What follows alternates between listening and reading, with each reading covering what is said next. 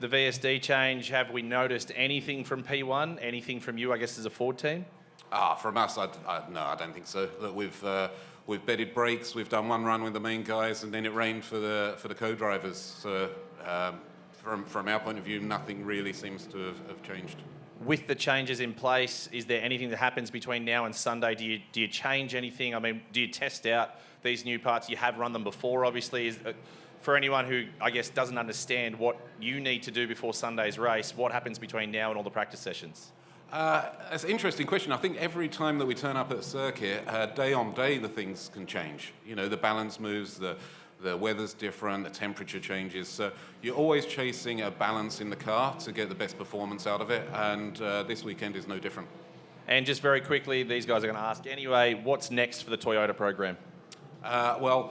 You'll see it at Bathurst, and I can't wait for everyone to see that and hear it, actually. And that'll be great for the fans. All right, I'll move on quickly. Tim, P1 in P1 for the youngsters. Feeling good down there?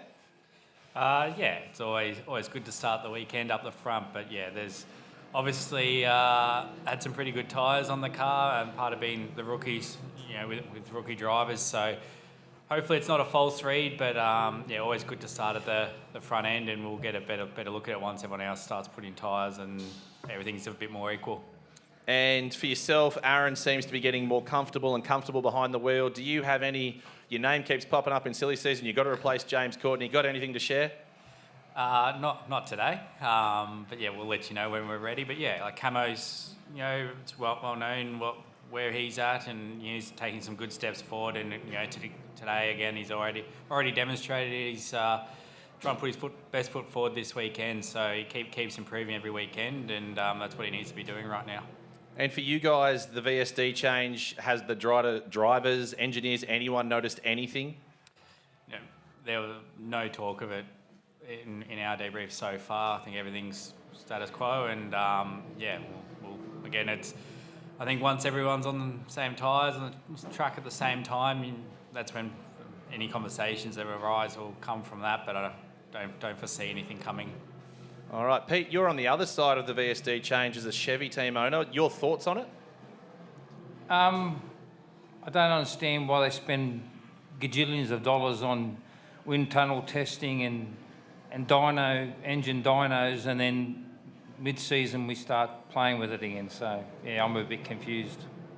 And for yourself, a lot of silly season talk for your team. Any news on drivers, Richie, Jimmy, anything there? No, not at the minute. We'll make an announcement. Traditionally, we'll make an announcement between Bathurst and probably Gold Coast. And for yourself, the team this year, you know, ups and downs. How are you feeling as the owner, I guess, of how the team's performed up to this point? I suppose the word I'd use is probably a little disappointed. I think for the effort we've probably put in is, I think we've underperformed to this point, but look, we just got to work harder, and we just got to, find a bit more. All right, I'll open it up to questions from journalists now. So we will begin. I'm just looking at you, Connor. Anyone else want to chuck a hand up? Otherwise, Cobb's looking at me closely. I'll begin with you, Cobb.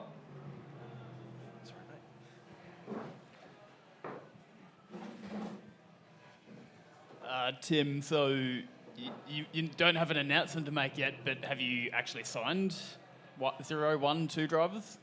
Yeah, there's still lots to sort out. So nothing sorted at this stage for next year, and we're probably similar time frame to Pete. That's what we're kind of working towards. Bathurst, Gold Coast. There's obviously a number of drivers and younger guys that are around as well, and we want to give Camo as much time as you can to keep his development going. So we'll see what happens over this weekend in Bathurst, but yeah, that's kind of the timeline we're working towards. And I guess, can you tell us how genuine the efforts were to try and talk JC out of retiring, or if they're still ongoing?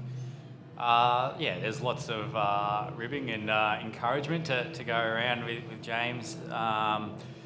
But yeah, I think when all the the jokes stop and you ask him seriously, he's pretty content with his decision, and it's kind of always been his plan right from the start was to do 2 years with us and help build the team from where we were and help us with our expansion of 2 cars, which he's done a fantastic job of and been a key part of our team. And yeah, we're disappointed he's retiring. You know, we'd like to have been able to talk him out of it, but he's very content, and you know, the transition to his things outside of racing's going very well. So I think he's pretty happy with where he's at. Pete, just on the on the wind tunnel sort of stuff, have you voiced concern then why they're going back? I guess if you're not kind of convinced that it's going to be, you know, I guess maintained anyway. Well, you don't sort of get a voice because they just dropped it on us, was it yesterday? So, yeah. You actually, I don't believe, have at any point confirmed the Chevrolet sort of thing going forward, but I mean, that is well assumed. Have you actually got a new deal with those guys? No, we haven't signed up, but it's getting pretty close to, we'll be making a decision very shortly. Carl, Jaden Ojeda obviously is a name getting thrown around. You've got he's part of your stable at the moment. Do you feel like he would be a good addition to somebody's roster full time next year? Look, he's been a great driver for us previously. He's with us for the Enduros. We have a contract with both co-drivers, actually, but I think as we've shown previously, we're generally good people. And if the opportunity arises for a co-driver to get a main name drive, then it's a discussion that we'll have. So, Carl, just to clarify, is the Supra going to run again between now and Bathurst? We're not sure yet. I'm sure you'll find out in due course. And you've also got to prepare a car to go to the wind tunnel. So is the car that's going to run at Bathurst the same one that ran at Winton? Like, how are you going to juggle all that? It's working through a plan. Nothing has been defined exactly which car is going to the wind tunnel yet. We will see. Thank you.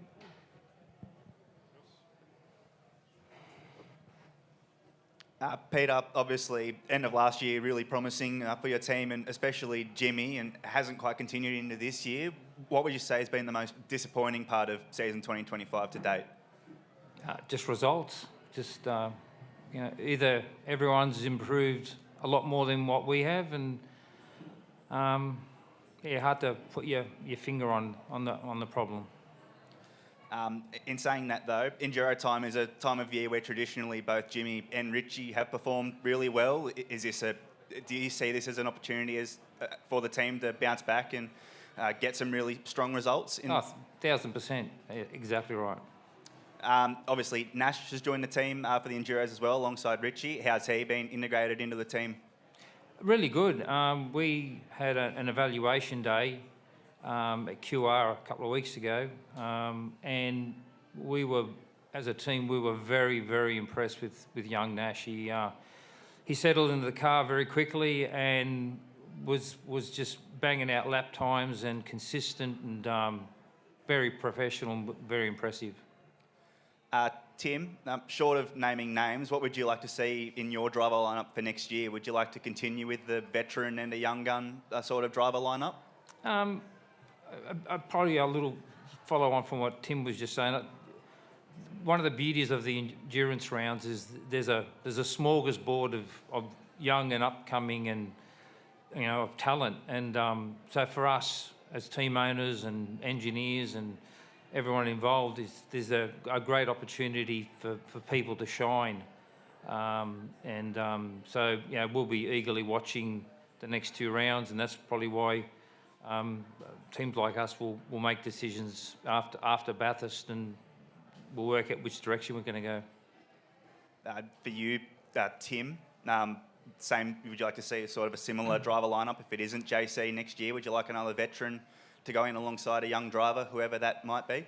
Yeah, that's kind of the decisions we're making at the moment. I think that's probably the most logical direction for us. I think having JC there supporting, you know, Lovey last year and then Camo this year has been really beneficial. And I know Camo's pretty disappointed JC's not going again because they've got a long relationship, and I know Camo's always asking JC a lot of questions and learning a lot from him. So I think for us, taking 2 rookies is probably a big risk for where we're at as a team. We're still developing, so wouldn't say we're ruling it out, but yeah, I think it'll probably be a similar kind of structure to this year.